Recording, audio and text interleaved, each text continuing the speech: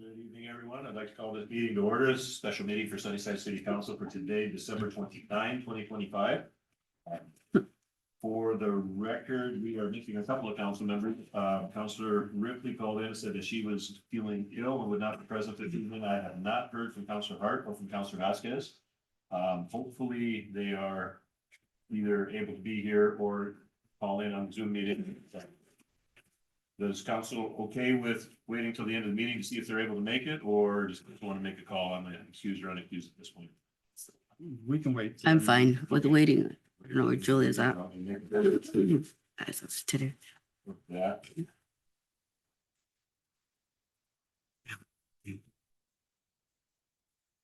All right. We have had to add an executive session to the end of the agenda for this evening, so I'm making that announcement as well. No action is expected at that executive session. My microphone not on? I'm getting messages that says it's not on. Even the little green light is shining like crazy. Let me switch the button. Sorry. Let me switch.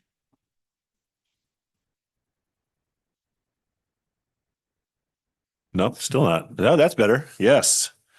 All right, for the record, Councilor Vasquez has arrived. All right, so we did, as I was saying, we will have to add an executive session to the end of this meeting this evening. No actions expected, but we did have something come up that has to be dealt with. First item on the agenda is presentation of mayor's coins. I have two of them that I want to present this evening. One is to outgoing council member Vicky Ripley. Councilor Ripley stepped up at a time when it was a little bit difficult to do that. It is very easy to sit on the sidelines and offer critiques. It is very easy to complain about things, but it's a lot more of a challenge to step up and be part of the solution and be willing to serve on council. And so for that reason, I wanted to give Councilor Ripley a mayor's coin because she did step up and she was willing to serve as part of the solution to what this city needed. And I'm grateful for that. And so we'll have to make sure that she gets that. The second one, when I was contemplating giving the mayor's coin to Councilor Ripley, I realized I had been remiss in presenting another mayor's coin. We have an individual in Sunnyside who has served on city council for many years. To the extent where his fingerprints are all over the Sunnyside Municipal Code, rules of procedure, code of conduct. He served 4 terms as mayor. He's also served the county with the YV-COG as a director, and he has served at the state level with the State Transportation Commission. And this is an individual who's represented Sunnyside extremely well over the years, and we owe him a great deal of gratitude. And that is our former mayor, Mr. Jim Restucci. And so I'd like to call him up and present with him this mayor's coin this evening.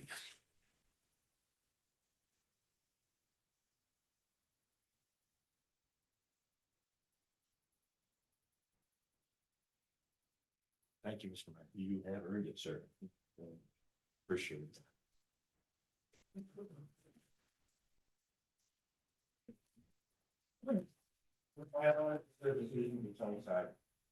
Thank you.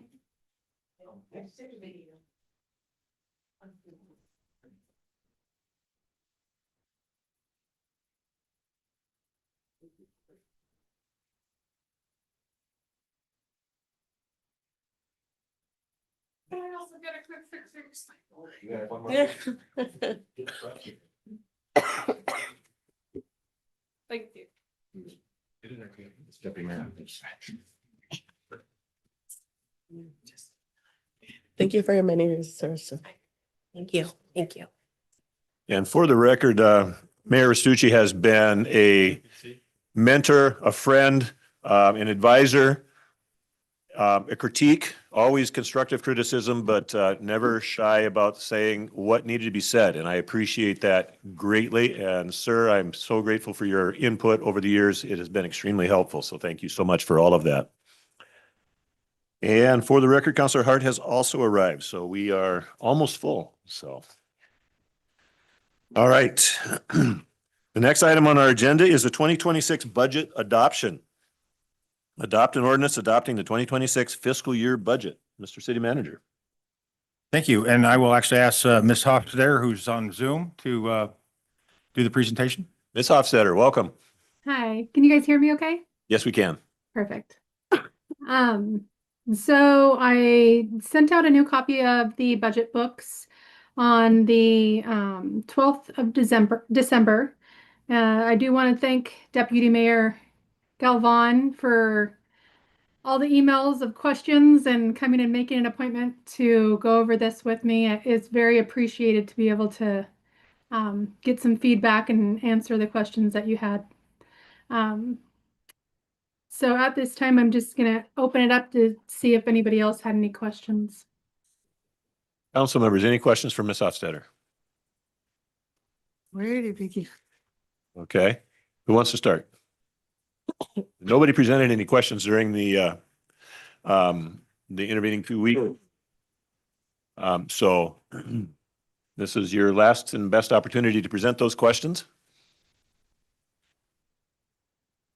Yeah, I had a few. Okay, Councilor Frausto, why don't you begin? I mean, what's the best approach? Because we can be here all night if we're going page by page. So Monica, I didn't come and see you. I've been under the weather. And you did not want me around. We can decide to go page by page, or should I ask some of the most pressing? Let's start with the Questions? more pressing questions and go from there. Okay. So, I'll go ahead and, start with, I think it's just a question from the top, Monica. You mentioned the $1 million bond maturing in March. Is that being factored in? I think that's the question that was posed, I don't know, by Councilor Hart last time. Is that being factored into the 16 million general fund this time around? Yeah, if you look at the spreadsheet that was sent to you, there, it said transfer in. There should be a transfer in of the $1 million. That's page 78 in the book. Actually, if you look at page 23, it's the best one to look at. It'll just give you a really brief breakdown of each fund. It gives you the general fund and then all your enterprise funds. And so you'll see a transfer in on the general fund line item of $1 million.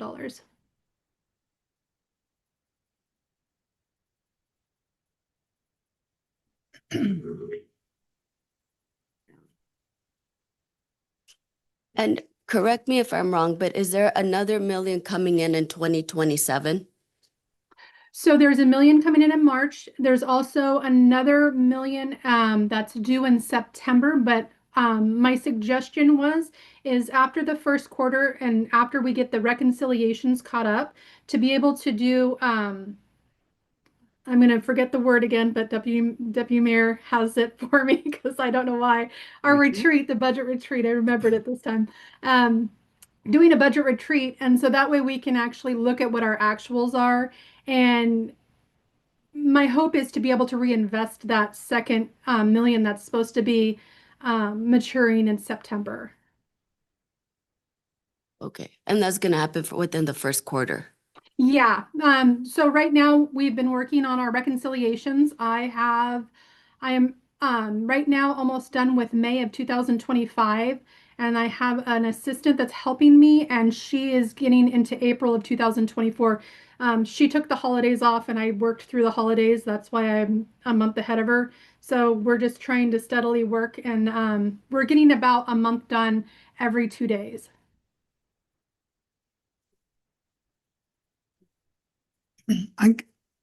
Councilor Hart? I guess my major concern is even though we're talking about, it's just that we've had this issue before, and I think I'm just a little bit skittish about the fact that this $1 million is not going to be part of this budget until 2026.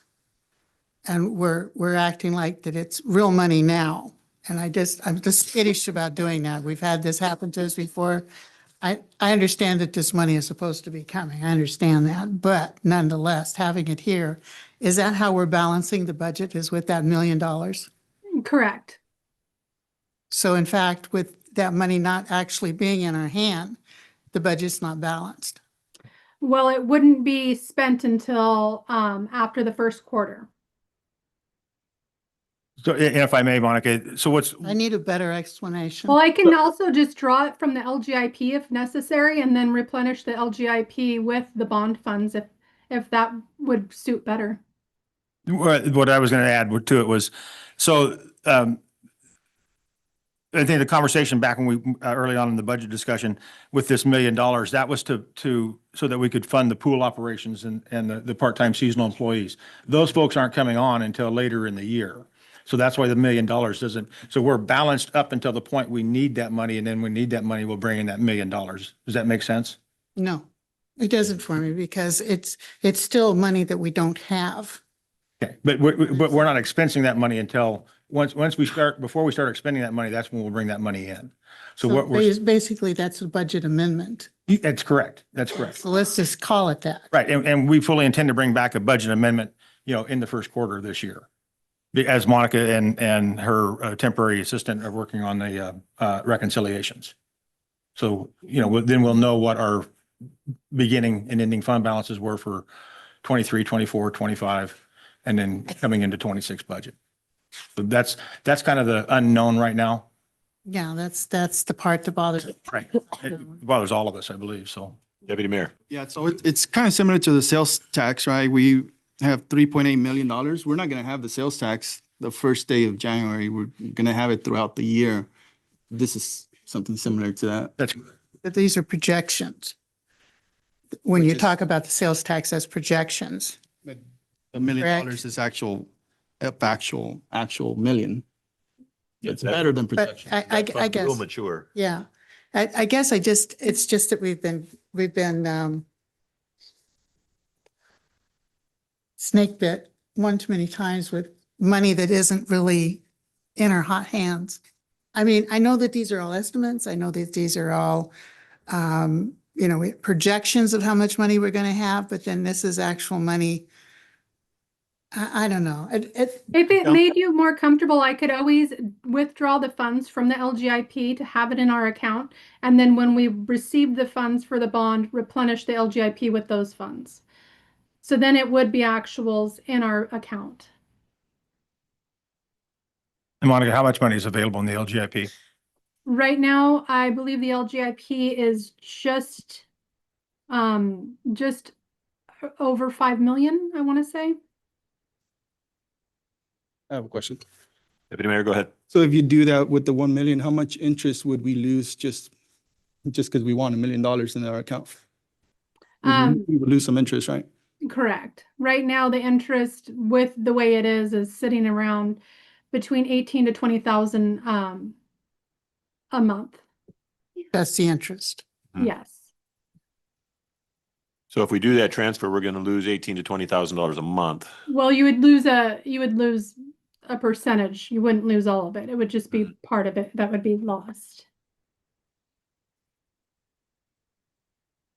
And I understand, Councillor Hart, why you are skittish there. We have been through a couple of very difficult years, and there have been things that have been discovered that caught us off guard, and we want to be incredibly careful with that. On the other side of that, when you budget with funds that you can expect and funds that you know are going to be there. So when you're setting a budget, you don't necessarily have the funds at the moment, but you know that you can expect them to be there. And I think in this particular case, we know that that fund is going to mature and that $1 million will be present and that will be in our hands when we need to use it. When you do your annual budget, you know what you're going to be paid in your salary, but you haven't received that salary yet either. And so I think it's kind of the same thing, but I understand your hesitation there, Counselor, because we have had a couple of really tough years.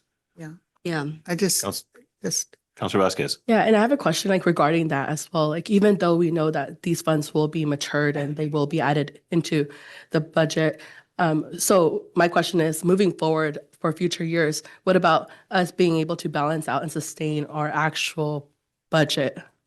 What's going to be the move there for the next coming years? So there's a few recommendations. Deputy Mayor Galvan and I kind of discussed a few different options that I think that we're going to have to sit down and discuss during an actual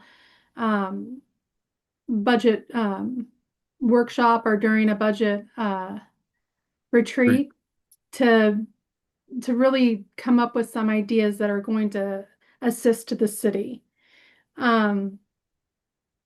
Really tightening down on the expenses is going to be a majority of it.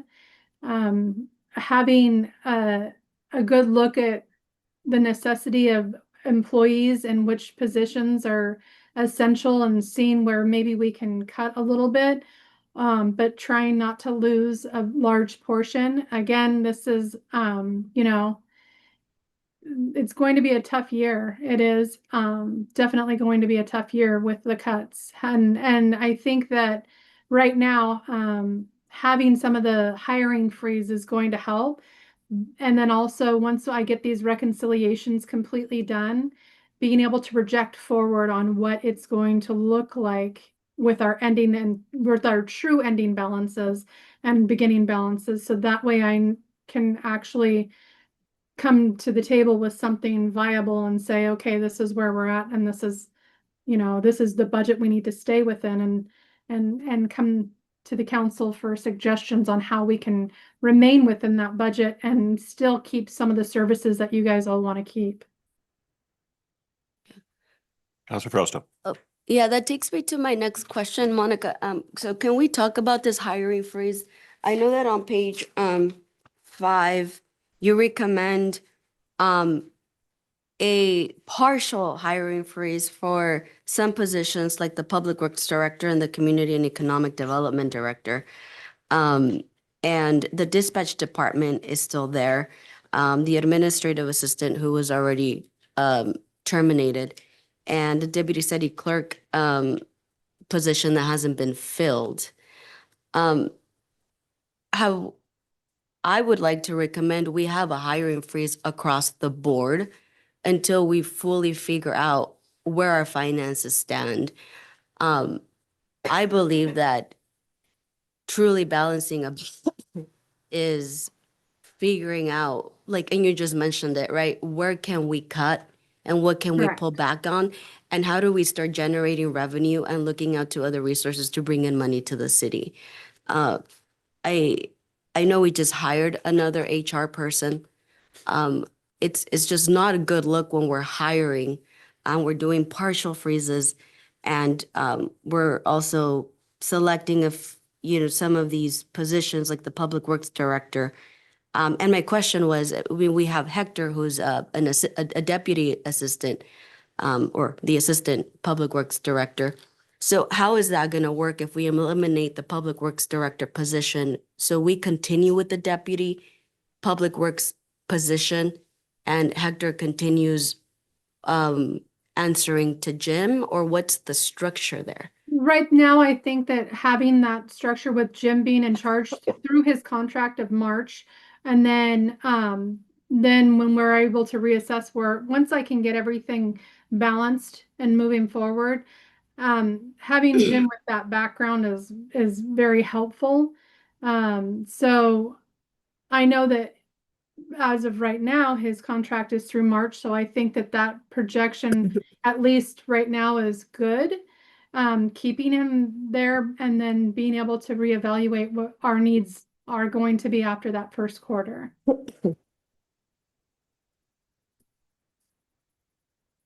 So can we agree to a hiring freeze across the board at the council tonight? So let me ask this question, and would that be, as positions open up, in a division, whether that be, can we backfill those positions, or do you want to freeze those positions as well? At least through quarter All one. hiring. I just think all hiring. Yeah, all hiring through at least quarter one. I'd have to agree as well. I think we should freeze everything And I- all across the board for right now until we start figuring out and creating tactics on how to move forward with the plan. No, and I agree with that. Mhm. I agree with that as well, so. Deputy Mayor. I kind of have a small issue with that, just because what happens if we lose a supervisor, right? Is that position then frozen? So, well, that's a question. So we recently notified by our water supervisor that he is moving employment. And so fortunately, our supervisor in the wastewater treatment plant was able to step up. He has his certifications for both water and sewer. So currently, he is listed operations supervisor for both water and sewer. In the sewer, we ended up backfilling because you can't, Hugo, if you will, can't be in both positions at the same time. So Randy Peters, a longtime employee who's working on his operator 3 at the treatment plant, has been temporarily assigned as a assistant supervisor over the wastewater treatment plant. And it was a termination of the current assistant water supervisor. And that position has been backfilled with a current employee as well to step up. So we're not creating a position. For instance, the assistant water supervisor last year was created out of whole cloth. And that you're looking at $125,000 cost to the budget. What we're doing is we're taking a person that's eligible for that position and stepping them up with, right now, it's about a 60 cent an hour pay raise for their position to take them to that position versus $135,000 new higher position, if you will. So we're filling internally. We're not out on the street. agree with that. Right. Yeah. Okay. I just want to make sure that's where we're heading. We're not going out on the street with those. They're being filled internally. We do have to be careful when we talk about those kinds of things. When we say hiring freeze across the board, that means that when somebody leaves a position, that position stays open. And there are certain positions that we cannot leave open. Another one of those would be perhaps code enforcement. We have openings there. Do we just want to stop with code enforcement altogether? I know a number of people in the community who would object rather strongly to that. So we have to kind of be careful how we do that. I do like the idea of perhaps putting a freeze on hiring for the first quarter so that we can reassess how things are going and give our finance department an opportunity to close out 2024, 2025, so that we have some actual numbers that we're working with. But hiring freeze, just a blanket freeze for the entire year, I think is a little bit risky. Yeah, so for me personally, I think maybe first quarter, let's freeze it for first quarter. And the positions that are essential, that are needed, let's say, let's lock it in. Like if someone does leave and it's an essential supervisor position or whatever it may be, then for sure fill that up because it's like needed. We can't function without those certain positions. But then we do have those positions where, maybe just it being brought to council. And I think having a conversation, we can move forward from there. I guess the question I have then is, as Mayor said, the code enforcement position is currently open. Animal control is currently open. And so, do we want to fill those or do we want to freeze those? But how long has animal control been open? It's I understand that, but at City Hall, we're going to get the phone calls, right? And so, and then we're going to get the residents come to the podium at night and say what's going on, right? So I didn't know if the city wanted, those were the only two positions that I wanted to continue to fill was the animal control and code enforcement. Because, code enforcement that obviously, hits home with some folks, cleaning up, helping folks clean up the city. Animal control, obviously we have an animal problem. We just passed the dog breeding ordinance. So all that would remain idle without that position available, right? We wouldn't have anybody to enforce those. So again, it's council's call. I don't have a problem freezing those positions if that's the way we want to go, recognizing that we will get those complaints and that, we're going to have to all sit up here for 3 months and hear the citizens come to us and we'll just have to let them know that this was a position that we took at budget in December. And we're waiting to find out what our real numbers are. We feel the pain, all of us feel the pain, whether, and I'm not saying they're going to come up and complain and yell and scream at us, but it's a reality of life. We've only got so much money to fund so many positions. And so it's what is the goal of the city council at this point in time, for those positions in particular, code enforcement and animal control. That's my question. Councilor Hart. If I am remembering correctly, there were two people in the code enforcement division. There was the lead person who just left and there's the second person. So currently, there's only one.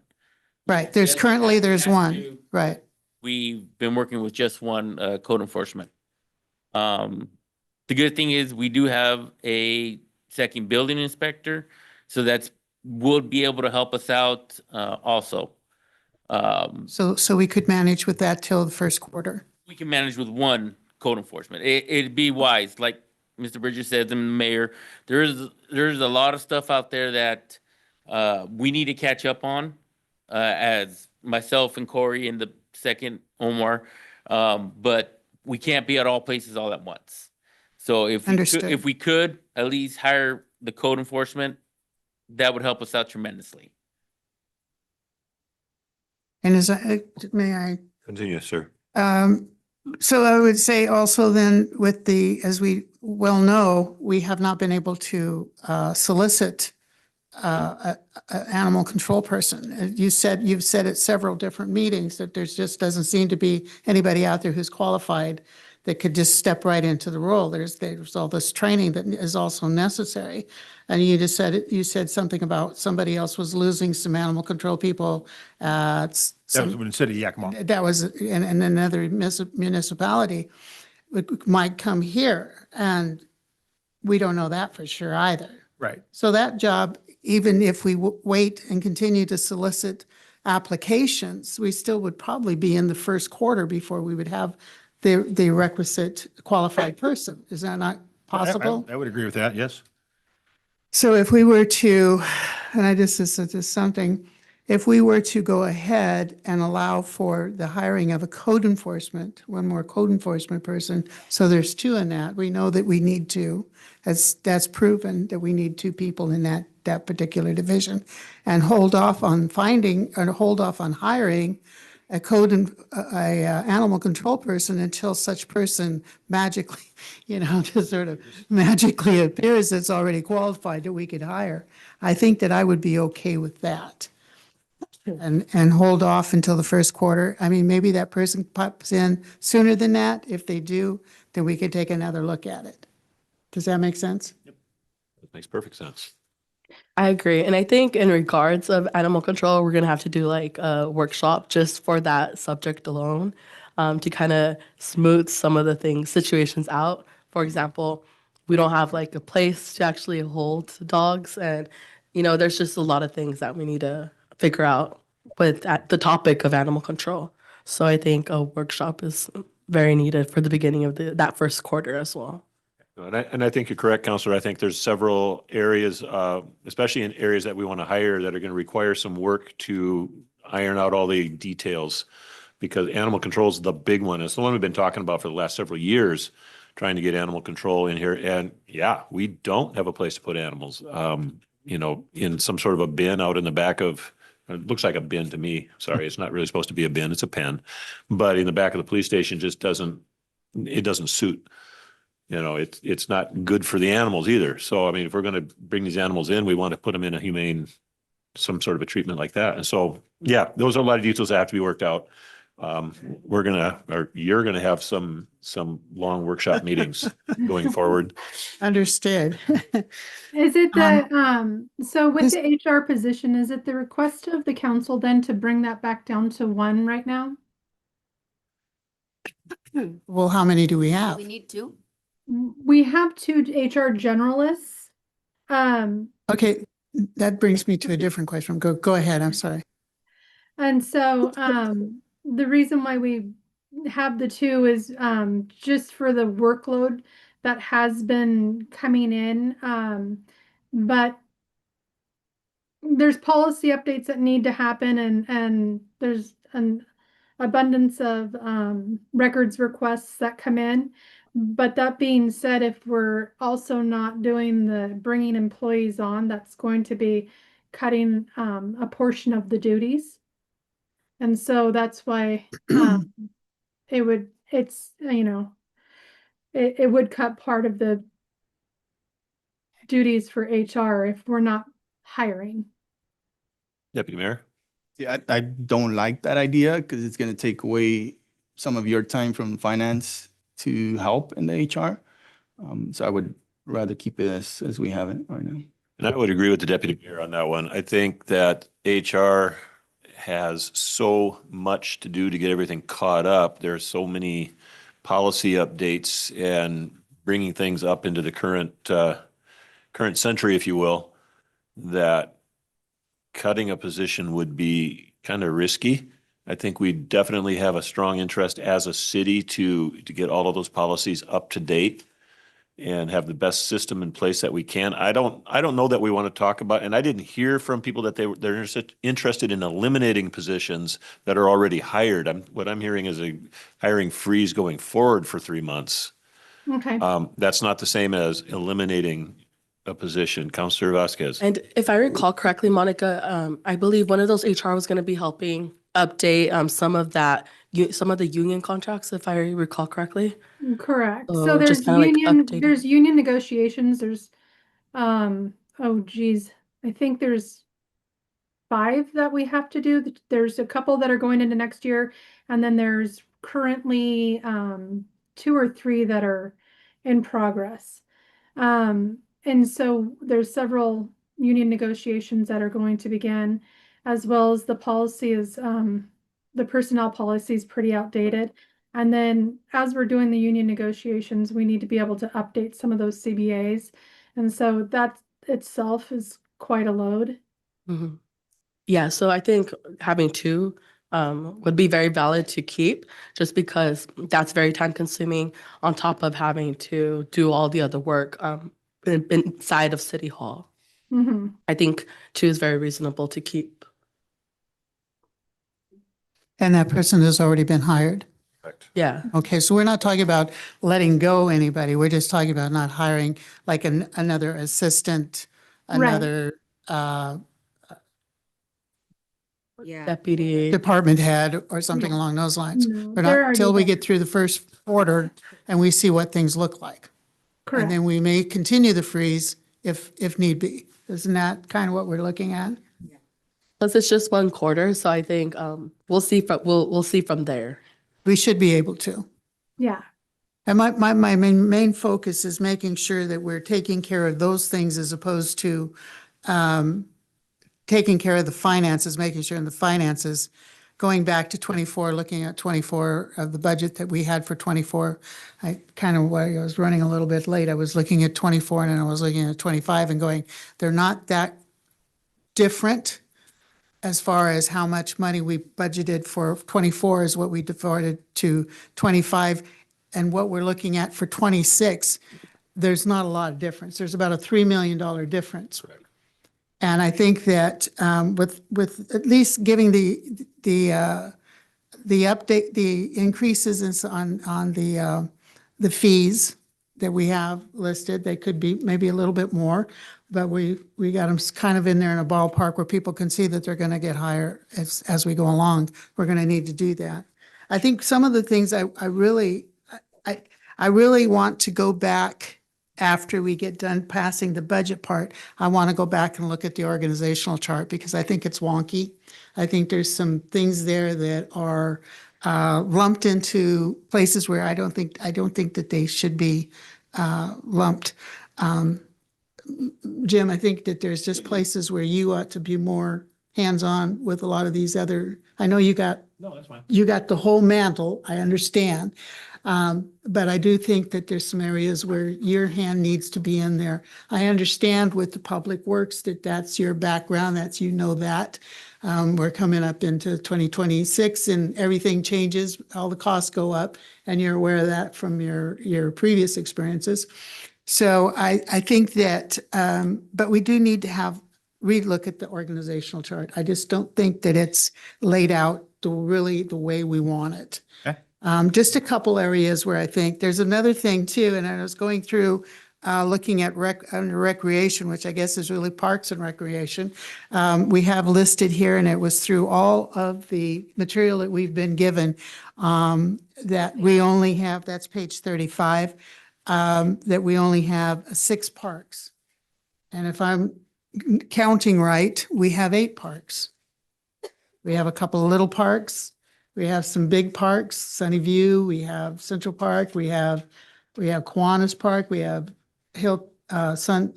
South Hill, Tennant, Don Hughes, Kiwanis Park, there's 8 parks, and Centennial Square is also a park.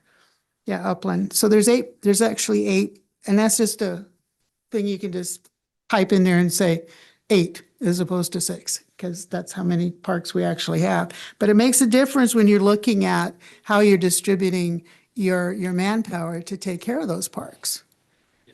So, and I noticed that when we went through it, and I was counting up and I go, wait a minute, we have more than 6 parks. That's kind of minor, but major. But still, you want to have the right information in there. Right, and it says 62 acres. I'm not sure that if if we were only counting 6, how many actual acres are we talking about? If we add 2 more, there's 2 more. So that's just kind of one of those things that needs to be checked, right? Noted. I can check on that. I think you'll find that there's 8 parks. I'm not sure of the acreage. Okay, so yeah, as much as the organizational chart does relate to the budget, still, as you look at the numbers that we have in there, I mean, are these numbers that are looking like they're set up right? I mean, what I don't want to run into is a situation that we ran into this year where individuals were put under departments or in areas where they should not have been, and so all of a sudden our police are getting paid out of somewhere else. That's what I'm concerned about. I want to make sure that everything's coming out of the correct fund, going into the correct fund, so that we can track things a whole lot better than we have done in the last couple of years. And I want to prevent that from happening. That's my biggest concern, is I want going forward for council to be able to look at it and say, this is where it should be coming from. And then when you approve that at the consent agenda every month, that you can look at it and say, yeah, it is definitely coming out of the account that we said it was going to come out of. And that's the problem we had with 2025, is everything was put, to use your word, wonky. It was put in the wrong place. And I want to make sure that that's my biggest concern going forward. Our numbers are not hugely different from 24 to 25 to 26. I just want to make sure that it is decipherable for anybody and everybody, not just council members, but the entire community who wants to look at it. Get on the city website, look at our budget, say, oh, that makes sense. That's what my goal is with this. And I agree with that. Deputy Mayor. I think it's been going on for more than 2 years, right, Monica? I think more than that. It's been different departments, right? They've been paid off at different departments, if I remember correctly. I wouldn't go back too far. For, because I know I that, think, go I ahead. think when I'm looking at the books, it definitely after 2022 into 2023 changed. Like at the end of 23, it looks different, like how the books were being done, and then 24. Well, I have copies of those. I'll take a look and see try to ascertain what you're talking about there. I think the question, Monica, is the accounting of personnel or expenditures from wrong accounts. Yeah, the way that the cost allocations were being done just wasn't, like I said, it wasn't being distributed quite correctly. Esme is our payroll person, and I sat with her, and she doesn't input those things. It's usually the HR person that inputs the information. And so she was a little surprised too on some of the cost allocations as far as personnel, on how we're not really sure why or how it changed. And it was different. It was just different each year. And I will definitely say that in 24, it just kind of, I don't know, it was not flowing the same as it had done previous years. I want, Okay. Counselor? there's a question I have too about under the REIT 1 and the REIT 2. Mhm. And now, as I understand it, REIT 1 is for capital projects. And maybe I misunderstood that. Let me look at that again. What page? I'm looking at 49. I'm actually looking at the beginning here on page 39. I'm just curious as to why in the under finance departments, it has the municipal court service, debt service, the community grant, and then there's REIT 2, but REIT 1 doesn't come into play until was the page you said 49? 49. Why is it, why would it be separated out that far? So REIT one used to have a Isn't lot it more part- restrictions. I'm sorry. REIT one used Speak to have a up, I'm lot more sorry. restrictions. And so the way that it was allowed to be allocated with REIT one, the restrictions didn't allow for REIT two and REIT one to be spent the same way. This last year, they kind of relaxed some of that. So going forward, the way that the REIT one and two are being spent has kind of changed. Now REIT two can kind of be spent in the same manner as REIT one. So all those RCWs I can provide for the council, so that way you can see what changes were made and how they updated the difference between the two to actually kind of mirror one another. I'm not really sure what the purpose of them changing it was. They had it very different and very strict in the beginning, and now it's not. So it's just been separated always because you can use some of REIT one for only specific items, where REIT two, you weren't allowed to use them for the same things. You had a little more flexibility. So REIT two is actually for capital projects, say new parks, that sort of thing. That's what that Right, money was used but for. they actually changed. That's the way I read you- it. Right, and they changed recently the way you can spend it. Oh, we'll have to put that on our workshop Yeah, list of things to do then. Because that's not very clear. Councilor Fausto. Are you done, Julia? Or- Yeah, go ahead. I just had a clarifying question, for page number, on page number 5. It is, the third paragraph down when, you're talking about, several, staff turnovers and how that's, increased our expenses. And there's, the janitorial one. I mean, they're all pretty high. I think for future reference, it'd be a lot easier for me, and I don't know what you all believe, is if we, instead of using percentages, we can actually list the amounts of increase in every department. So attorney services there's an increase of 100.4%, human resources 93.3%. I mean, those are very high. And then there's an increase in janitorial for 35.7%. I was going through the comp schedule, and there's 2 positions for custodians.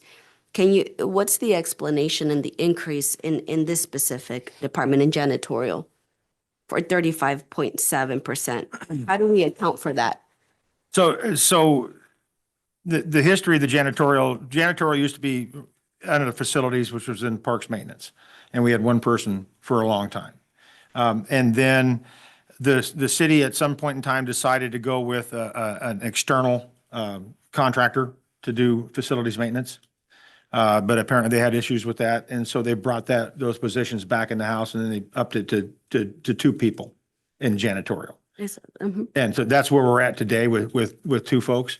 And then going forward, and of course, they're tied into the union, right? So they get the union wages. So as their increase, as you know, they hit their annual step increase, they'll get the step pay and increased pay, and that's how that works. So it's the COLA, is this accounting for the COLA increase Yes, and the cost of living? part of it, yes. it's the cost of living, plus they also get what's a step increase.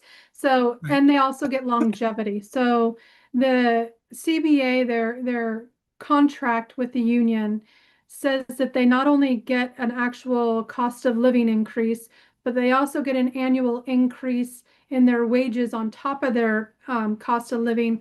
Plus they get incentives for longevity, and I'm not sure if they have any other incentives specifically in the custodial department. So it's not just a single increase for employees that are within the union, it's several increases.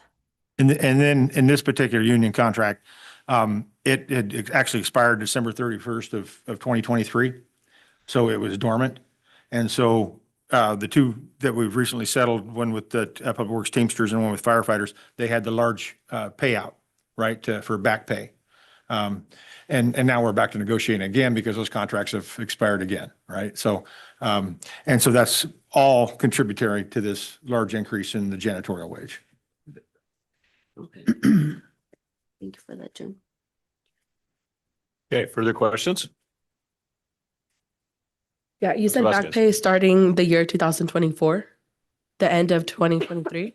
Say that one more time, the beginning of it. The back pay you said would be from the end of 2023? Yeah, back pay was for for the year 2024 and 2025. Okay.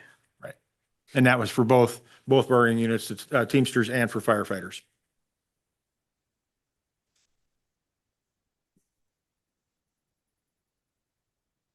Further questions? Had a note there. Councilman Fausto, I know, I see you want to raise your hand. I'm gonna. Go for it. I don't, when you and Deputy Mayor met, did your conversation include or factor in the utilities? You know, it's a dreaded topic, the utility increase. So I don't Yeah. know if y'all got to talking about that. A little bit. So can we talk about that? Okay. I know that there's a 5% increase coming into utilities, water, sewer. And you know, it's 5%. We're talking about 5% increases. What are we doing or along the lines of figuring out how to mitigate these very high increases to to alleviate some financial burden on our residents? This is going to be the hottest topic, I think, out of this budget discussion. And this proposed budget approval is the increase in these rates, especially for people with fixed income. So have we started having conversations about how we might have to mitigate this or how we can mitigate this to lessen, to be able to find some way to bring these down? There's the last line here talks about the Yakima waste systems. So has advised that landfill charges from the county are increasing 0.93%, which will require an increase in garbage rates of 5%. So can you also take a moment to explain why we're asking for 5% when Yakima County is only asking for 2.93%? Because the garbage has actually been supplemented by the general fund for years, and it's a third party. So we're basically paying them for us to work for them. The only way we can suffice continuing with this garbage company and providing this service would be to increase it, because when I came on, you could see there was a sufficient deficit in the garbage alone, and they were expensing all of the interest there was a large percent of interest coming in from investment funds just to supplement the cost of personnel for the garbage. It was significantly under budgeted, because you're not getting the revenue and it's not even breaking even. So them raising it almost 3% is going to cost even more. So if you're thinking about them raising it almost 3% and us having only a 2% increase off of that, we have to automatically raise it or the percentage that they're raising it, we have to raise it that much. We also have to be able to raise it enough to sustain the services we're providing and not be in a deficit to the extent that we have been with the garbage fund. Does that make sense? No, Okay. So just be honest with you. No. Go ahead, that Mr. doesn't- Bridges. okay, so basically, we're not covering our cost, right? The money we're getting, this 2.93%, that's a direct pass-through back to the Yakima Waste, right? That's a direct pass-through. The other 2%, we're trying to recover our cost to provide utility services do the billings. When the customers call in, they don't call into Yakima Waste, they call into the city. The city makes that phone call. So our hands are in that pie all the time. So we're just looking to recover our cost, which have for several years been underwater, as Monica just mentioned, that to a point where interest revenue from our investments was going into pay to make up that underage, right? We were underwater, so we're trying to make that up with interest coming off of our investments instead of putting them into like a capital project fund that they could build and come up with a project. So, and again, when you look at the water and the sewer, these are all, and you got water, you have sewer, you have stormwater, you have the garbage utilities. Those should all be self-sufficient. But when we found out that the general fund was subsidizing those utilities by approximately $1.6 million, that's why, we don't need to raise rates, the general fund. Well, that 1.6 million, we could have had a pretty good recreation program with that, right? And so these funds, and this is how we sell it to our community, these funds that on these rate increases, as unfortunate as they are, helps them to sustain themselves and frees up that general fund money for recreation, for more police, more fire, whatever that happens to be. And it's unfortunate that it had gotten to that point where the city was contributing through the general fund, 1.6 million. That's not where our tax dollars should be going. But that's what was happening. Now, how do we look in the future and say, how do we stop those increases, right? When do those rate increases stop? And I think we've talked here in the past where, you look at the Monson property, if you will, right? That we know there's a $700,000 bond coming off in 2028. That bond, we know no more payments to Monson property out there. On top of that, the wastewater treatment plant fund, we were almost $700,000 a year to pay that loan. And that's done in 2027. That 20 years is gone too. So at least in the sewer department, $700,000 will be sitting there in the sewer reserves every year and not have to look for rate increases in sewer. But again, that will, we're trying to get to 2028. This will all be reflected in that 2028 budget, right? We are looking at how do we get more efficient in those departments, right? In water, we're looking at replacing our meter systems so that they're more efficient for the crews to read. They're more efficient for the utility billings to process and send those out. They have a high cost going in, but the payback is usually pretty fast, right? When I replaced the meters in 2005, it was about $450,000 to replace the meters, and we're about that number again this year. We see that money come back to that department usually within a year, right? That's how much money we save by changing those systems out. And that's what we look for. How do we increase our efficiencies in those departments to make sure that we're keeping our rates low, right? We're not trying to compete with our neighbors. We're just trying to keep our rates low enough where our citizens can afford them and that we can continue to fund projects. When we look at future projects that are coming up, and this is what scares me when I first came on. Well, we got this 50% loan and we got this 50% grant. Well, the grant's always fine, right? Because we don't have to pay that back, but the loan's got to be paid back somehow. We just have to be careful and make sure when we're identifying these projects that we have money available in reserve, and that's through rates, or we have money available through rates to pay bills, right? And pay that bond back or pay that loan back. And that's just the reality of the situation. So we, to get around it, you have to look at internal efficiencies and how to streamline and get as tight as you possibly can to save money. And yeah, That's good. and just to add to that, to Councilor Hart, with the garbage, actually. So we also got to remember that bad habits and the fact that there were no increases for many, many years. Yakima Waste, they will never fail to add an increase in the beginning of every year, which right now we're seeing it's at 2.93%.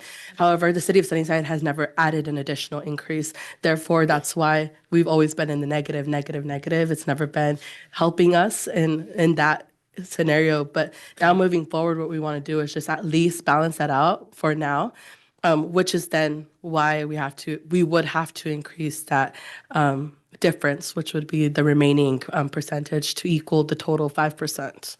And it's just due to many years of it being neglected and overlooked at, which is now the consequences of that. And that's, everything you said was true, right? These systems, these utilities have to pay for themselves, or you're going to be subsidizing with other tax dollars. And we're only going to dig ourselves in a deeper hole than what we already are. And I think that's that's also true with the water and the sewer, because, you know, we're also having to subsidize a little bit with the stormwater. Mhm. So we need to be able to know how much is coming out of those department monies and where we may have to do a small couple of cents more per centimeter or gallon or however we, or cubic foot or something. So now remember on stormwater, we revised those fees to where the actual cost for the residences went down.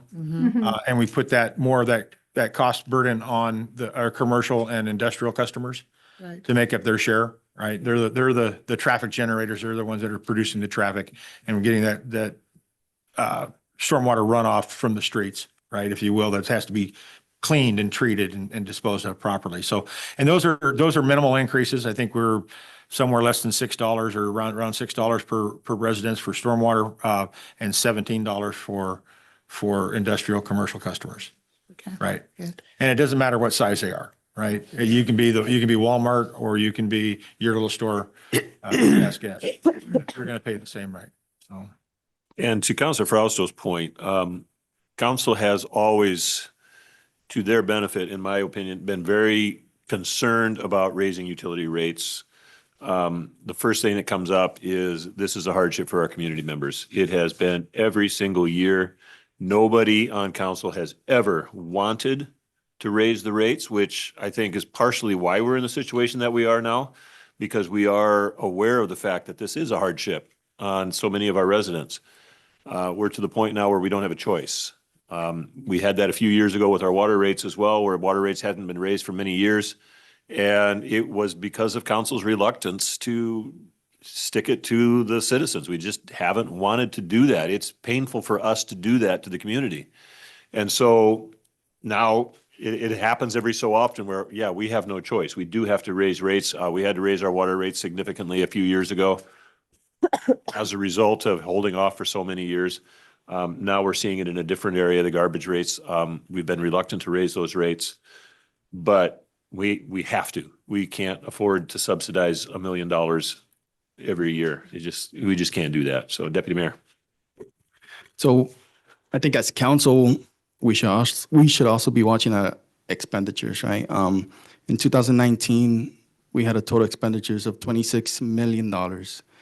And now in 2026, we're at 36 million. So that's $10 million that we have grown in expenditures. So not only, should we be concerned about those utility rates, which I am. I mean, I understand that the community can't afford them, but we also need to look at these expenditures. We need to tighten our belts. We need to think twice. If we really need something, go.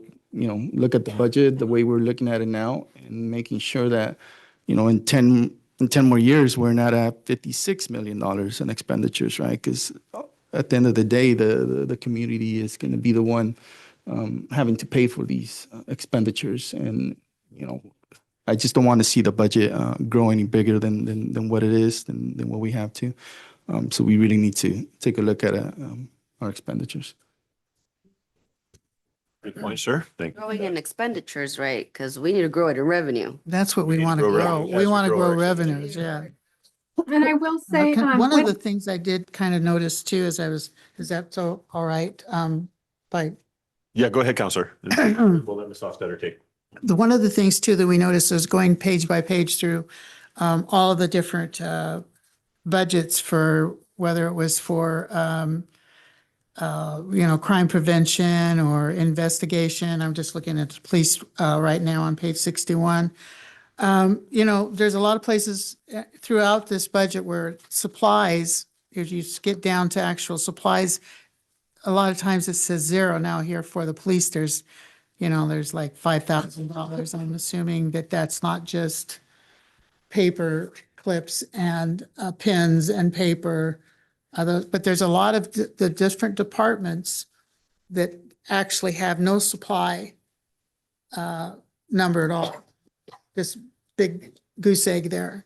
And I think that eventually is going to need to be adjusted too, unless you have a really huge supply of supplies buried somewhere in the basement. I mean, I'm just saying that not having supplies is, That's it's a valid point, I just think, but up in a budget amendment. that's right. All right. Ms. Hofstadter, you were going to say something? I was going to say with the utilities, there is an ordinance that allows for low-income senior citizens and low-income individuals with disabilities to come in for a discount. Right now, that's the only ordinance that allows for discounted utility rates. And that's basically for senior citizens and low income. Low-income senior citizens and low-income individuals with disabilities. I know that it's not a lot, but it's something. I know the Mhm. discount is not a lot, but it's something. And so I know, and we passed that quite a few years ago. And so, we may want to take a look at that too. Oh, I have Counselor Fausto. just a point to make around that. Earlier in the summer, I was out knocking doors and I came across this home. Leticia, you might have been with me actually. And we were having a conversation with the gentleman. Now he went in and applied for this. Mhm. The problem is that he's not documented. So he's not able to access these resources. So it alienates a huge chunk of our community because I believe they have to show proof that they're getting certain benefits. And I mean, these are taxpayers in our community. And so you have a group of people that would like to access these benefits and these resources that are allocated to the community, to senior citizens in this instance, but can't access them because of certain barriers. So it's just some food for thought that, these are many of our community members that are still faced with these circumstances that, they can't access these benefits. benefits. Yeah. Yeah, that would be something that the ordinance would have to look at and revise. That's the council's ordinance that would have to be revised. Oh. That strictly goes by what the council approved, so that's what's on the application. The municipal code did. Yeah, That would be in the SMC, yes. Do you don't know the code off the top of your head? oh. You, Jackie? mm, Okay.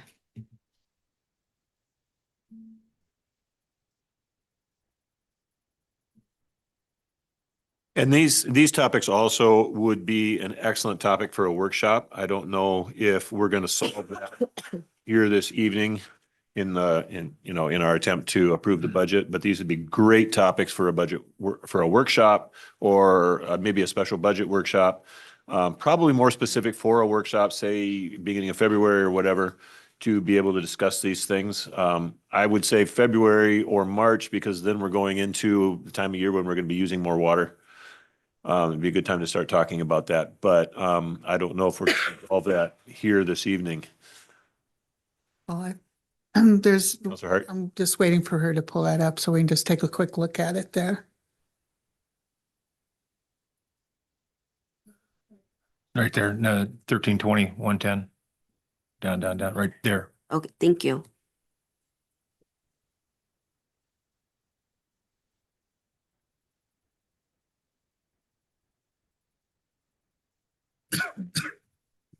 Thank you. Is that a? Or.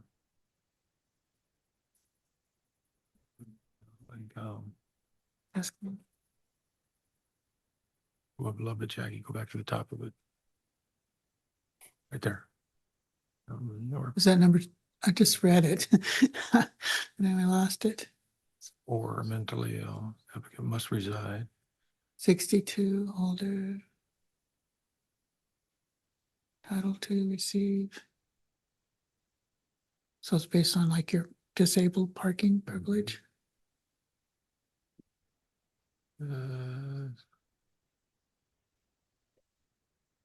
I know that throughout the whole thing, it does quote several RCWs. For instance, like the real property tax discount quotes the RCW. So I think that's what it refers back to with each one of these. There's also that, what's income. Social utility consist, number C. I mean, we can. Well, revisit we can this, we can bring this back to Yeah, the retreat, I think. I think this was. Yeah. be a I think good this is, workshop yeah, Topic. But, because I just remembered right now and so Mhm. just Yeah, wanted to make let's- sure. You know, it's a I- legitimate I- concern. I It made a definitely point. warrants being brought back and studied. so we'll capture that in our, Take your notes and Thank bring that you. up when you're putting the agenda together. All right, Mrs. Sadi. I have a question on page 32 under the Sydney side. Where it's the other services and charges in 2024, it was 36,197 with 54 cents. 2025 was 5,842, and now the proposed is 5,000. Do we know why like that huge jump, that decrease? What was it used for? I can Gonna find out be what it used was for. used for, but I think that okay, I think that was the electronics. that was the electronics purchase that you see me on the monitor. All the electronics were purchased. Okay. And then it was, I think, provided through this fund. I think Monica, you are correct on that. Because all of a sudden our rules all changed and everything switched around and we had to get caught up in all the technology. And so we had monitors and cameras and we tried different things. Some things worked really great right at the beginning and then other things we had a couple of different false starts. But yeah, it took us a little while to get to the stage that we are at right now. And so, yeah, we did have some expense there for a while. Ms. Hart. I just want to move on to another area. And we talked about it, I think at the last time we talked about the budget at our last meeting, and I'm still not quite sure about it and where it shows up. But we talked about the potential of closing out our dispatch a department within the law and justice here. Communications, this was not something, if I remember correctly, with Chief Lehman, that was supposed to be something that was going to happen in 2026. It was going to be kind of a, if I remember correctly, and I maybe help me clarify that. It was kind of a staging kind of a thing where it would kind of be not, they're gone today and we're with 911. It was going to be not all at once. It was going Right. to be. It was going to be staggered. That's the word I want, staggered. So with that, though, there was going to be even with that, there was going to be a considerable amount of savings for the police department. If I remember the number that pops in my head is about $30,000. Let me get a hold of Chief real quick. Could we just double check that? Because I'm not sure where that shows up I was looking for it and I couldn't quite find it within the budget numbers I was looking at. Right, and the budget reflects going forward as if there is no change in dispatch. Right. Right. This one does. Right. Okay. That's what we're reflecting here. Yeah. When that- There is no change in the budget at all for dispatch. I left them 100% in the budget. Okay. Okay. And Chief's gonna call in. Yeah. He's gonna call in, Jackie. Okay. Just to make sure, because I know But that was when those changes staggered. happen, then what we do is do a budget amendment and take Right. that and make an adjustment for the decreased expense. But And I think so that makes sense to me. And I appreciate you clarifying that for me. 63. That's page 63 in the budget book. 63. Thank you. I know I looked at those numbers till probably like Monica, my eyes were starting to get a little blurry looking at them. But, And then you'll see also in page 24 or on year 24, the reason why there's more is because there was those extra 2 communications that are not there any longer. So then it came down in 25 and in 26's budget is more accurate to what the expenses are. Okay. Chief's on the line. Chief, are you on the line? I am. Okay, so the question on the table is dispatch services and what we're explaining right now is there's no change to the budget. Those positions are, and that work is still currently budgeted full 100%. Do you want to bring us up to speed kind of on where we're going with this in 2026? So right now I'm putting together a budget for what it would cost to keep it and what it would cost to transfer to the Yakima County Sheriff's Office for dispatch. So right now, what I've seen is that would save right around $200,000, and that's something I was planning on presenting to council in January, whether that's a direction that they want to go or not. The county is working on moving to a consolidated dispatch within the next 2 years with the radio tax passing. So I believe it's imminent. Whether we jump on it now or not is something that I was going to let council decide probably come January. Okay, does that help, Counselor? That helps with to refresh my memory on what we had discussed and talking with the YVCOG when the Sheriff's Department was talking about in that regard as well. So thanks, Chief, for reiterating on that. I wasn't sure. We'd mentioned it the other day, so I just was wanting to make sure I had the wrong number, but I was considerably smaller about. I like his number better. I like his number better. Any other questions for Chief Lehman? While he's on the phone. All right, hearing none. Thank you, Chief. Yep, no problem. Thank you. Thanks, Rob. All right, for questions, council. And let's try to focus on the, revenues and expenses. We can't really talk a lot about programs this evening. I know we have done somewhat, but let's try to focus on the numbers, make sure everything cash flows. Okay. Councilor Frausto. I just highlighted one of the funds on the proposed budget summary. 501, Fund 501. It's the equipment rental fund. Mhm. The beginning balance is almost $1 million, 950. All right, 950,000. 950,000. Yeah. I didn't see a breakdown in the packet for this one, or did I miss it? I don't know if y'all, I know we kind of, it was I know one we. of the higher numbers, so I Yeah. just highlighted it. Know what it was? And that one's an interesting fund. No. Yes. Yeah. Right. It's real- Equipment rental fund, Yeah. 501.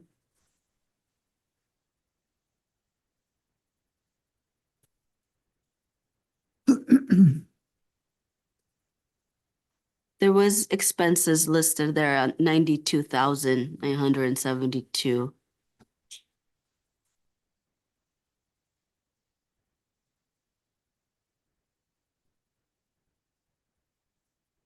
It is. Did you find it, Monica? I'm looking, I should have this memorized, but sometimes I don't. Try to do tabs on everything. You Let me- Green. I had reds for. Right after page 77. Who is that? I know we looked for it and we couldn't find Yeah, it. I couldn't. Yeah, I thought maybe I missed it. so- yeah, that's what I thought too. I had questions about that too until I had it explained to me what that is all about. And at a certain point, the city has to pay money to rent equipment from itself. Isn't that interesting? And so there are requirements there, and I think Monica can probably explain it a whole lot better than I can. But Yeah, the I think city I- is constrained by certain regulations that private businesses are not. If I want to use a piece of my equipment and it's used for one thing and I need to use it for something different, I don't have to rent it from myself. But the city has to do some of that sort of thing. That's part of that cost allocation, I think. Mm-hmm. You also can allocate wages and the city has to have this per an RCW. I'm going to look up the RCW so I don't get it wrong.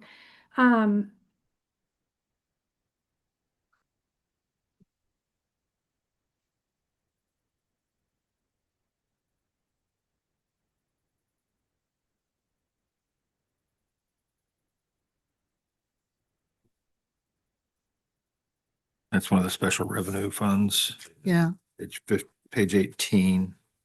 it's on page 18. Yeah, where it has some verbiage about it. It's just Oh, listing as a special because revenue we were- fund.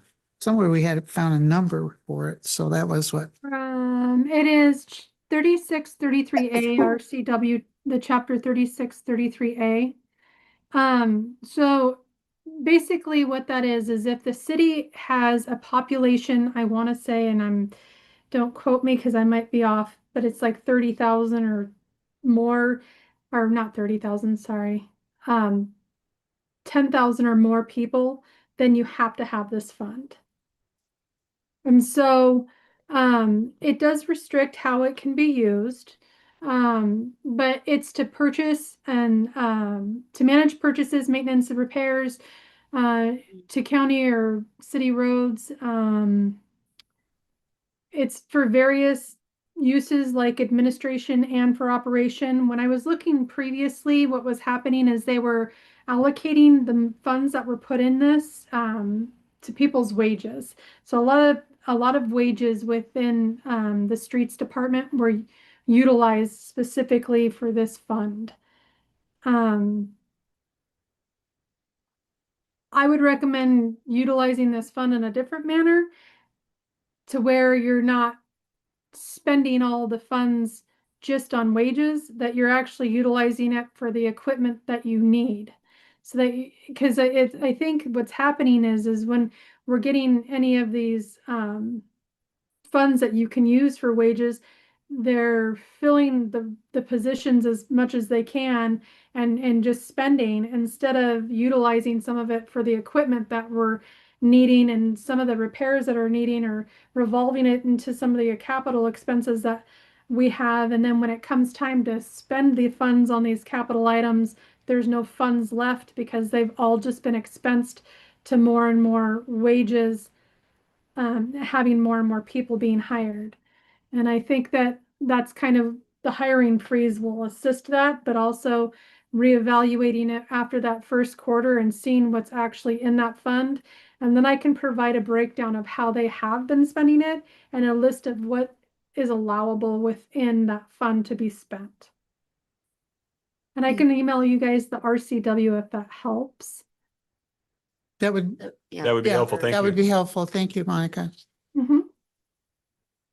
As you can see on that one, we're not anticipating a huge amount of expense on that, 92,000 out of 950. Yeah.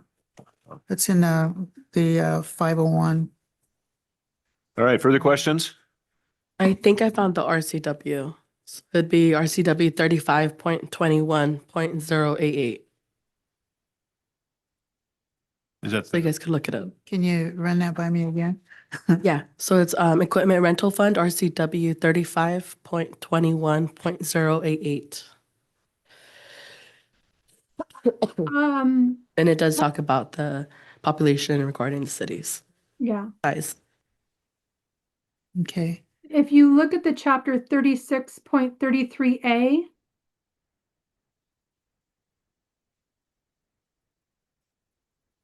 that will give you the specifics on how it's established and used, the uses of the funds. Okay. But we have allowed for. Mhm. Okay. Okay. All right, further questions?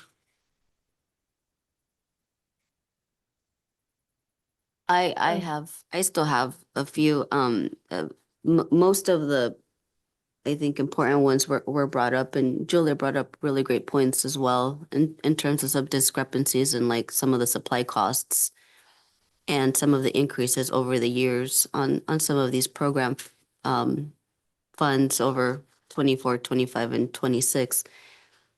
I will schedule a meeting. I feel like I have a list and there's many that are gonna take probably quick explanations and maybe some not so quickly.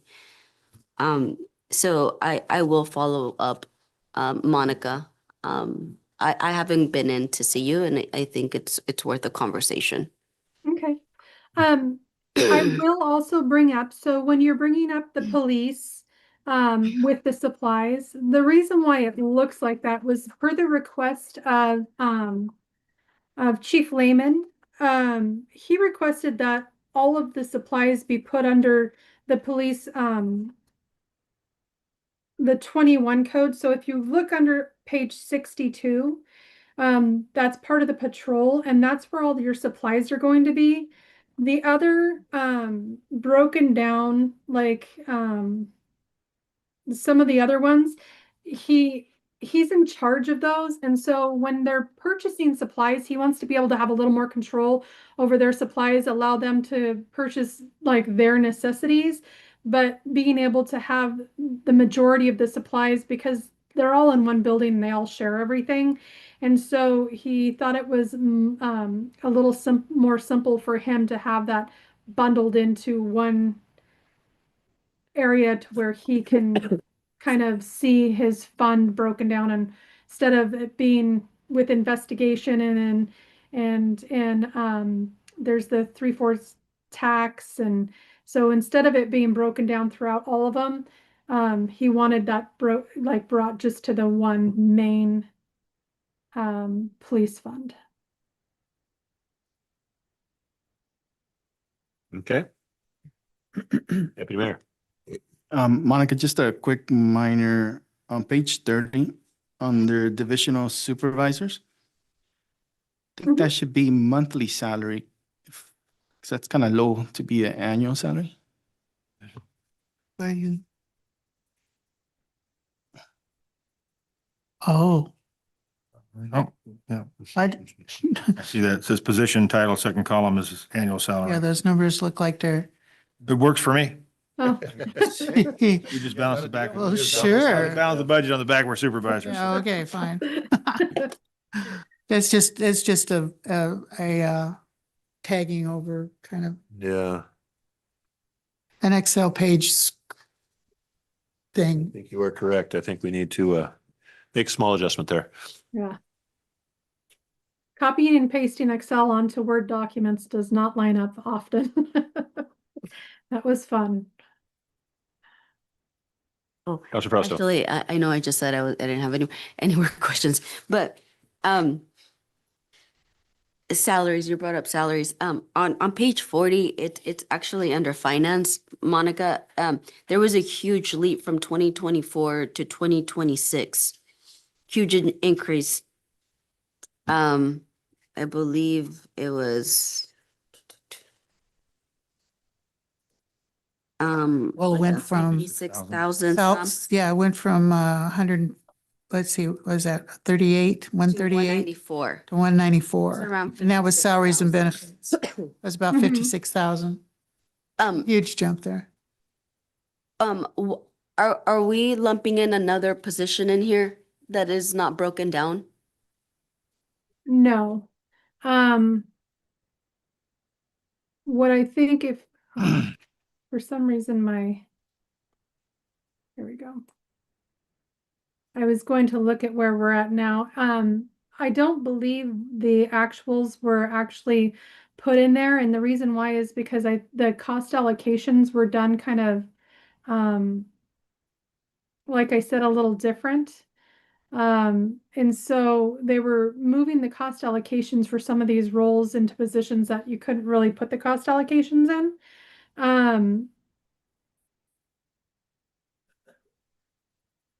These show a little more accurate of what the actual salaries are with, like I said, those COLA increases, the longevity incentives, speaking Spanish incentives, plus they get the annual increase in their wages on top of the COLA. So a lot of the I think if a majority of the finance department is at either their final step or right before their final step. So they all have almost max wages. So when they do go into next year, they're going to be maxing out their wage plus getting their incentive plus getting their COLAs and their longevity and speaking Spanish. They have a lot of incentives they get.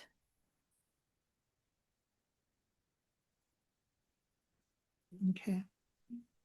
And that, excuse me, that accounts then for the major increase there.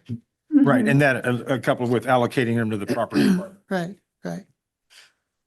By and large, however, we have tried to allocate per department, per person, where their time is being spent, if it's being spent in one place as opposed to some other place, if you're Well, and we actually break it down even tighter than one. place, tighter than right? that. Right, and Because there so, may be 2 or 3 job. yep. There'd be 2 or 3 functions that they're performing across the spectrum of all city departments, and so we try to capture that. You know, the 2 schools of thoughts on allocations, and Monica, you can jump in, is you can say, well, it's 10%, 10%, 10%, you know, and across the board, or which is not allowable, or you actually have to have the algorithm that actually breaks it down and applies it the way the state wants to see it, allows you to do it, right? I think that it works best with the auditors. Yes, it does. It Yeah. does. So, because We we, would like to comply. and we want to comply, and we started that back in about 2018, 19, doing cost allocation, and I think that worked really well for us, and I think we need to continue it going forward. Well, and it kind of goes hand in hand We with, have to. with what Mayor was talking about with equipment rental. You know, you rent equipment, you know, you use a person in finance to provide services for you, water or sewer. Water or sewer pays a portion of that bill, right? So. Right. No, it's just not going in the general fund for the general fund to pay that bill. So. Okay. All right? You guys are asking good questions. And just, you know, just so that we're all aware too, and I think everybody knows this, but to be reminded, you know, the budget that we passed tonight has to be a balanced budget, but that does not mean that we don't re-examine it and make budget adjustments and ask questions. Part of council's role is to ask questions throughout the year, and some of us are really attuned to looking at these numbers and asking the questions, others less so. We've all got different levels of skill, but it is important that council revisit the budget every so often. And if there are questions that we ask, and we can either ask them via email, we can ask them in person, or we can ask them at a meeting. And at a public meeting, the public gets to hear our conversation on that, and they get to be part of that as well. So there's advantages to that. But, you know, keep in mind that this budget can be amended and adjusted throughout the year, and it should be. You know, almost every budget has been amended 2 or 3 times throughout the year, sometimes more often. So that's not unheard of. Dean? Yes. I will add, I just looked it up, and right now, not including overtime wages or benefits, just in finance alone was $206,116 for this year. And so we did take one position out that was in, and they transferred over to the fire department. And so that's just the finance department alone. It was budgeted for 138,000 for salaries, and it's at 206,000. Did you So- say 106? Yeah. 206. 206. Currently. So what we're looking at it then is a net savings in our, between actual 25 and budget 26. Yeah. It sounds like, Mhm. okay. All right. See, I see that as a win. but- It's a win. I think, you know, wherever you can save money, but also you don't want to cut your nose off to spite your face. Council Fausto. I know we talked about the hiring freeze. I know this conversation has been brought up before about establishing some practices, holding like a budget review every quarter. Mhm. Is that something that everybody, well, I guess now it could be agreeable to making sure, I us reassess quarter 1, but Mhm. we we should be bringing this up again during a budget retreat or workshop, but be bringing this up as often as possible throughout the year. Yeah. And then also I think it was the last budget position that I sent out was actually by department. It wasn't just the overall fund. And I think that having that at least quarterly, or if you guys would like that monthly, I can print it out so that way you can see each department within the funds laid out for your budget and where they're at in position. So you can Yeah. see if there is a specific department that's going over, not just what the total is within the fund.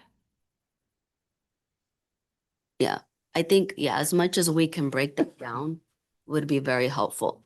Okay. All right, further questions?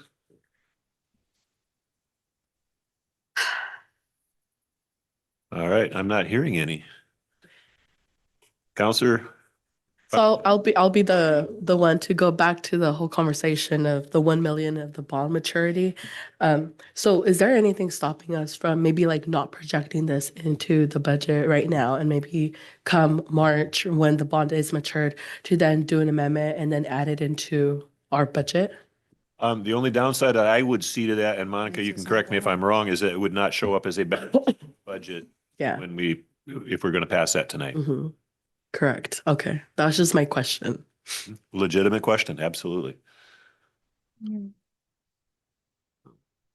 Yeah, and I understand the hesitation as well, because we've had bad experiences with monies being projected into the balance and council not really being fully aware. I guess the only difference this time around would be that we all are aware. So so if this moves forward, we're aware, and just to make it aware to the community. That way we're all on the same page. And also to not be distracted and so that in March that we're surprised that we forgot about it. Right. Yeah, no, exactly. We cannot forget about it. We can't, council sometimes gets distracted by major events that happen, and then these things happen that were planned, but we've forgotten that they would plan them.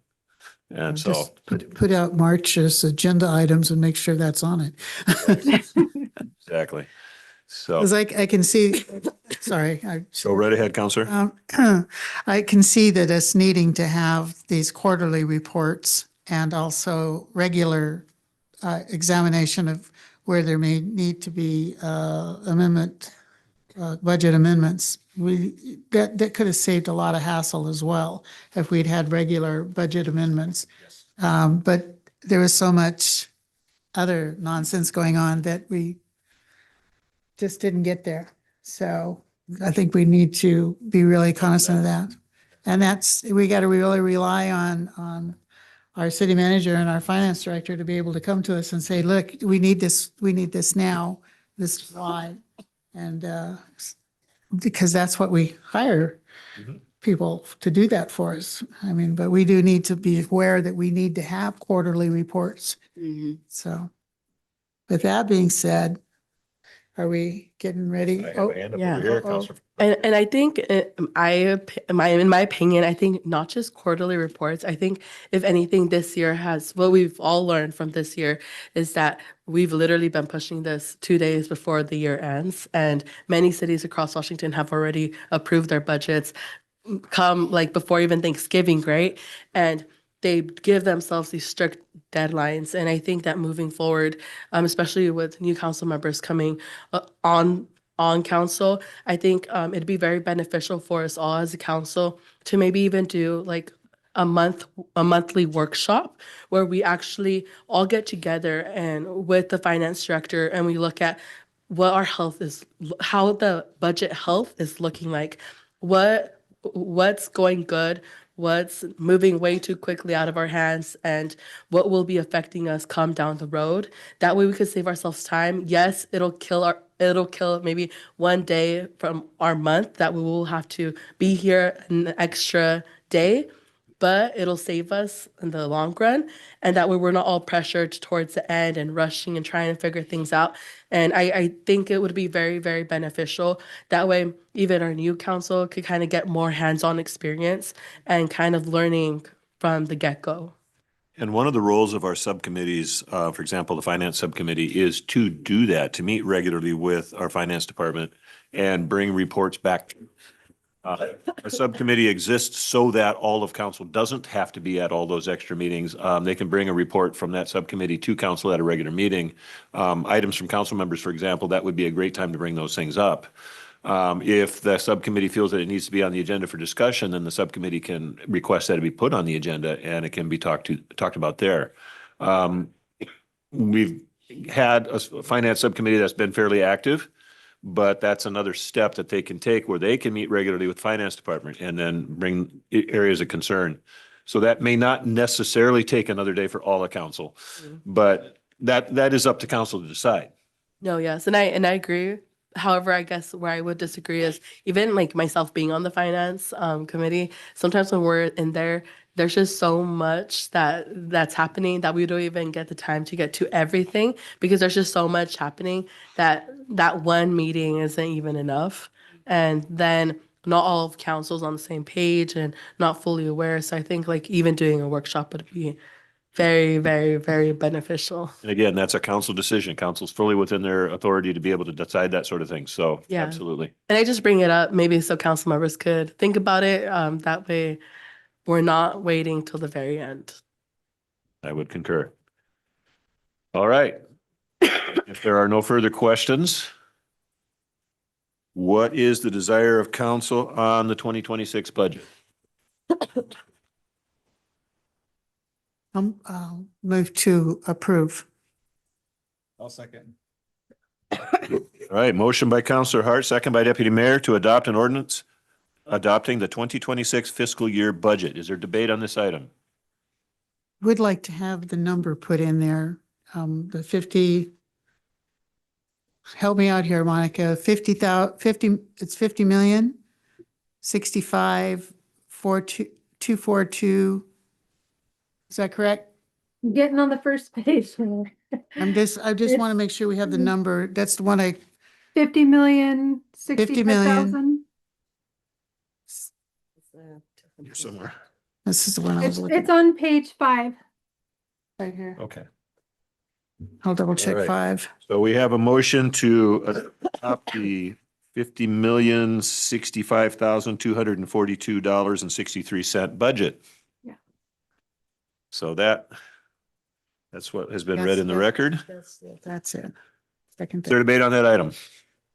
Deputy Mayor. No debate, but thank you, Monica and Jim, for taking your time and answering my questions and meeting with me at City Hall. And, it's refreshing to get all the numbers and not just beat around the bush and let's get this going.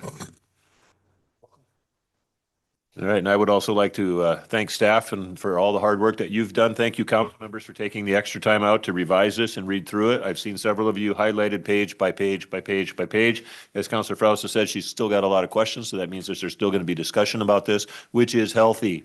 It's a good thing. I want to encourage you to do that. Again, continue to revisit that. The financial health of the city is very important, and we've struggled the last couple of years, and so it is incumbent upon us to try to get that to move forward. All right, there's no further debate on that item. We're going to just go down the roll and take the vote, and I'll start with Councilor Frausto, Yes. Councilor Hart, Yes. Councilor Vasquez, Yes. Councilor Sasadi, Yes. Deputy Mayor. Yes. I too vote yes. Motion passes. Thank you, everyone. This has been a journey. Next item on the agenda, adoption of the 2026 classification and compensation schedule for 2026. Make sure I've got the right page here. Yes, I do. That took up several pages. That took up a couple pages as well. And this is something that I do not recall doing for 2025. And it needed to have been done and we didn't do it. I know we did it. Okay. It needed to be revised a couple of times and it wasn't revised. It needed to be revised in April and it wasn't. I don't Was think revised later. it was revised later. I remember a conversation when I came back at the end of February.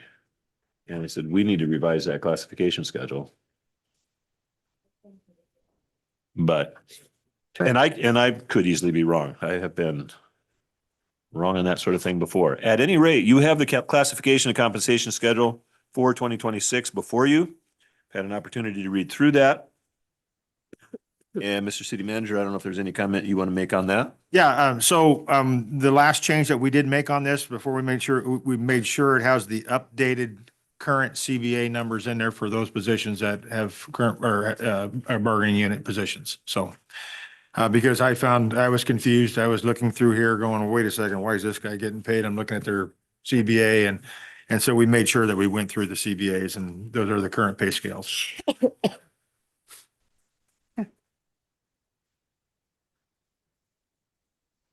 And this lists all approved positions, correct? Correct. With the one exception that above where it says court administrator, just make sure that says monthly salary.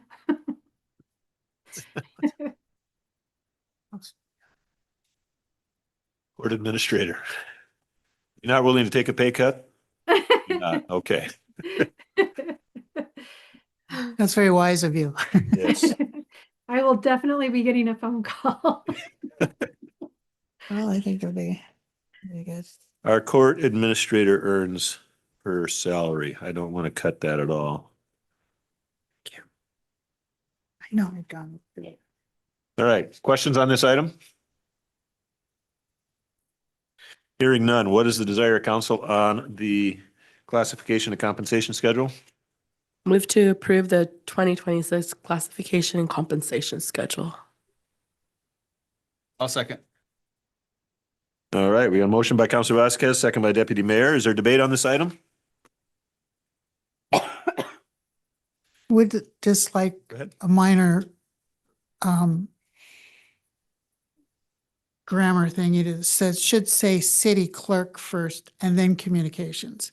Because you're first the city clerk and then communications. I think that should be noted. Yeah. Okay. That, I know that does sort of like the, our municipal court person.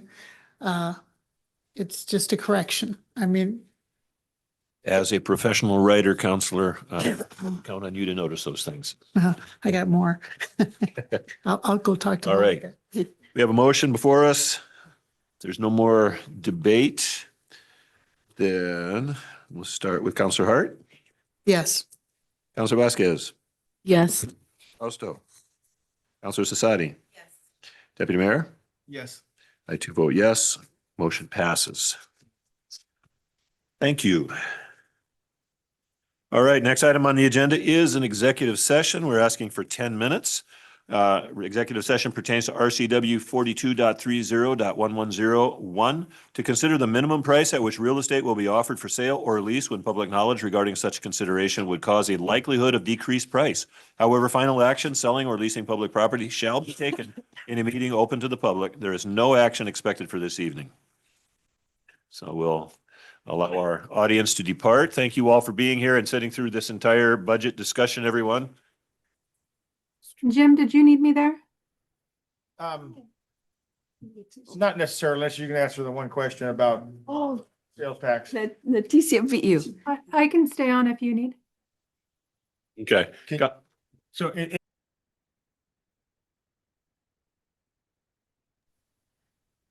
Microphones are on, we're ready. All right, we're back in open session. There was no action. And council, if there's no other items to come before this council, and if there's no objection, we are adjourned. Thank you very much, everybody, and I wish you all the best and a great new year. This is officially your last. This would be my last meeting now, and I do have to show off my new shirt. I'm really kind of proud of it. My wife gave this to me for Christmas. And so I told her I'd wear it tonight. Says, I am that legendary Borisma everyone's talking about. I feel like I have been talked about an awful lot for the last 2 years. And so she gave me that shirt and laughed really hard. Really hard when she gave it to me. I tell you, everybody thought it was hilarious. So there we are. Oh. I wish you the best, everybody. It has been an absolute adventure. Ah, there you go. Yeah, one more workshop. No, I do not. Deputy Mayor's job.